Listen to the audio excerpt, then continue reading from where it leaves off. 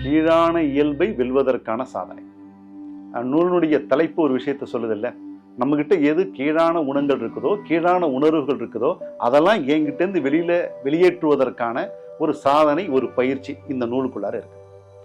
மனம் சதா சர்வகாலமும் என்ன செய்துகிட்டு இருக்கோம்? அது மனம் அப்படிங்கிறது எண்ணங்களுடைய தொகுப்பு தானே. அது வெளியில இருக்கக்கூடிய எண்ணங்கள் எல்லாத்தையும் கிரகிக்கும். நல்லதை மட்டுமா கிரகிக்கும்? தேவையில்லாத எல்லா விஷயத்தையும் கிரகிக்கும்ல. எதிர்மறையான உணர்வுகள், கீழான உணர்வுகள் எல்லாத்தையும் கிரகிக்கும். ஏன்னா நம்ம நிறைய படிக்கிறோம், நிறைய பார்க்கிறோம், இப்ப இல்லையா, நிறைய கேட்கிறோம். அப்ப அதுல இருக்கக்கூடிய எதிர்மறையான உணர்வுகள் ஒவ்வொரு சதா சர்வகாலமும் நம்மளுடைய மனசுல போய் பதிஞ்சுதுன்னா என்ன நடக்கும்? மனம் கீழான உணர்வுகளுக்கு அடிமைப்பட்டு போயிடும். கீழான உணர்ச்சிகள் மட்டும்தான் அதுகிட்ட இருக்கும். கோபம், பயம், வெறுப்பு அப்படின்னு கீழான உணர்வுகளோட நீங்க நிரம்பி இருப்பீங்க. நல்லதை பேச முடியாது, நல்லதை நினைக்க முடியாது.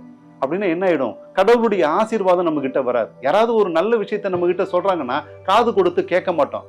அம்மா இது தப்புமா அப்படின்னு நம்ம சொன்னோம்னா அலட்சியப்படுத்துவோம் அவங்கள. அப்ப மனம் அதை கேட்க விடாது. அப்ப நம்முடைய மனம் தூய்மையாக இருந்தா மட்டும்தான் நம்மளுடைய குடும்ப வாழ்க்கையில, தொழில் வாழ்க்கையில, ஆன்மீக வாழ்க்கையில வெற்றி பெற முடியும். இறைவனுடைய அருள் உங்களுக்கு அப்பதான் முழுமையாக கிடைக்கும். அப்படின்னு சொன்னா எவ்வளவு முக்கியமானது இந்த மனசை தூய்மையாக்குறது.